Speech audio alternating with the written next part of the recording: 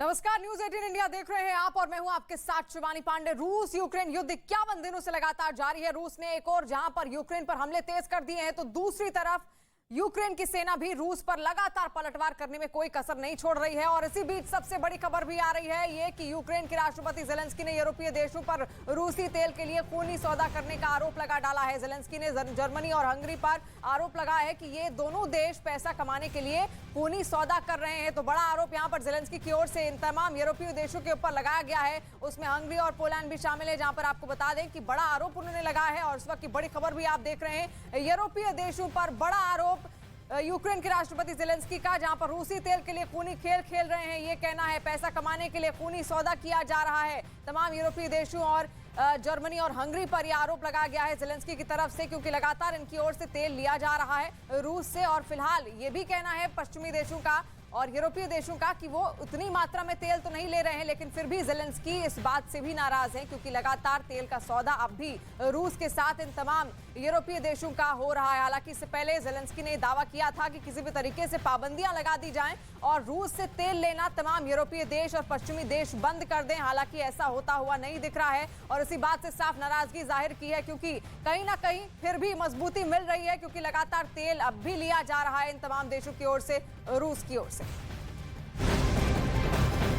वहीं इस बीच एक और बड़ी खबर भी निकलकर सामने आ रही है। रूस यूक्रेन युद्ध से जुड़ी हुई एक और बड़ी खबर आ रही है। रूसी सेना यूक्रेन के शहर तबाह करने के बाद स्कूल और यूनिवर्सिटी को भी अब अपना निशाना बनाने में जुट गई है। और यूक्रेन का दावा है कि रूसी सैनिकों ने डोनेस्क क्षेत्र में 120 स्कूलों, 103 किंडरगार्टन और 37 विश्वविद्यालयों को तबाह कर दिया है। तो न केवल रिहायशी इलाके बल्कि अब यूनिवर्सिटी स्कूल्स तक भी पहुंच गया है।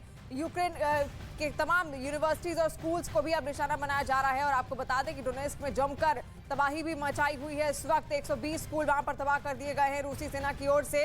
और लगातार रूसी सेना इन तमाम स्कूलों, यूनिवर्सिटीज को ध्वस्त करने पर अब जुटी हुई है। जहां पर कभी बच्चे जाया करते थे स्कूल पढ़ने, लेकिन आज ये तमाम यूनिवर्सिटीज और स्कूल्स तबाह कर दिए गए हैं, नष्ट कर दिए गए हैं। बाकायदा तस्वीरें आप देखिए किस तरीके की तबाही इस वक्त यूक्रेन झेल रहा है। 51 दिन आज हो चले हैं। 51 दिन से चुन चुन कर हर शहर को ढूंढ ढूंढ कर तबाह करने पर रूस जुटा हुआ है। और उसकी एक एक तस्वीर भी हम आपको दिखाने की कोशिश कर रहे हैं। 51 दिनों से हमारी भी ये माह कवरेज लगातार जारी है। और आज 91वें दिन की ये तस्वीर आप देखिए किस तरीके से जो स्पॉट हम आपको दिखा रहे हैं, ये वही स्कूल है जिसको ध्वस्त किया गया है और वहां से धुएं का गुबार भी उठता हुआ साफ नजर आ रहा है। ये यूनिवर्सिटी थी कभी, लेकिन आज ये पुतिन के निशाने पर थी, रूस की सेना के निशाने पर थी और उसको ध्वस्त कर दिया गया।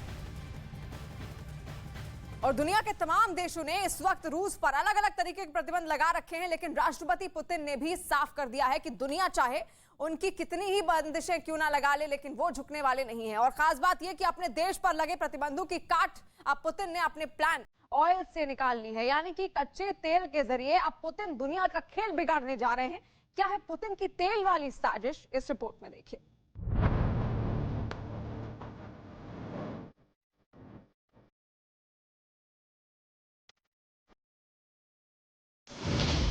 तेल से पुतिन बिगाड़ेंगे बाइडेन का खेल।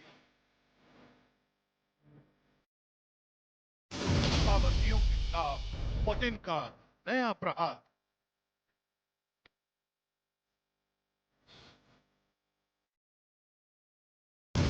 दुनिया देखेगी रूस की क्रूड ऑयल कूटनीति।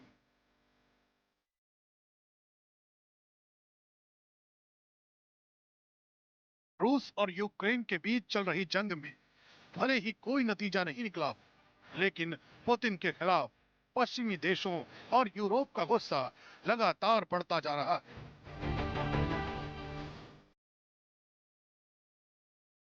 यही वजह है कि रूस को कई मोर्चों पर प्रतिबंधों का सामना करना पड़ रहा है।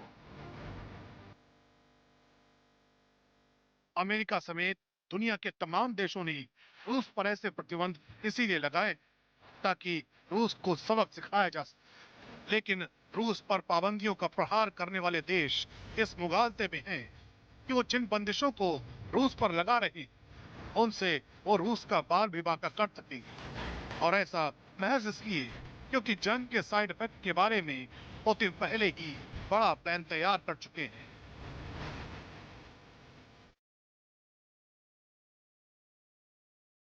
असल में रूस का विरोध करने वाले देशों को लग रहा था कि कच्चे तेल पर बैन लगाकर वो रूस की कमर तोड़ देंगे, लेकिन पुतिन ने तेल का जो अर्थशास्त्र तैयार किया है वो पुतिन के विरोधियों पर ही भारी पड़ सकता है।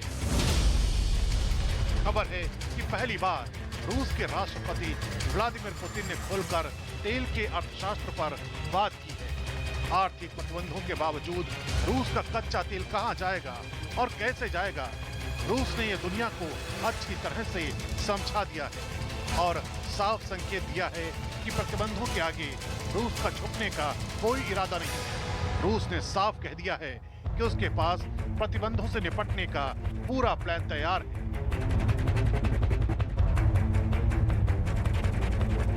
रूस को सबसे ज्यादा तकलीफ आर्थिक प्रतिबंधों से नहीं बल्कि कच्चे तेल पर लगे बैन की वजह से हुई, लेकिन पुतिन के बयान से साफ हो गया कि उनकी तैयारी इससे आगे की है।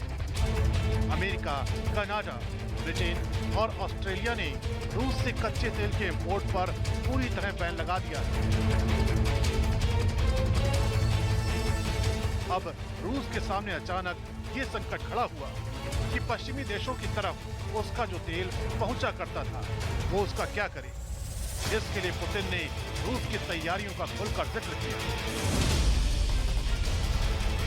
मोटे तौर पर इस समस्या के समाधान के लिए पुतिन ने दो रास्ते निकाले हैं। पहला रास्ता ये कि अपने देश में तेल की खपत बढ़ाई जाए, दूसरा ये कि नए ग्राहक तलाशे जाए। रूस के लिए नए ग्राहक खोजने की पुतिन की तैयारी भी केवल बयान भर नहीं है, बल्कि रूस पहले से नए ग्राहक खोज भी चुका है।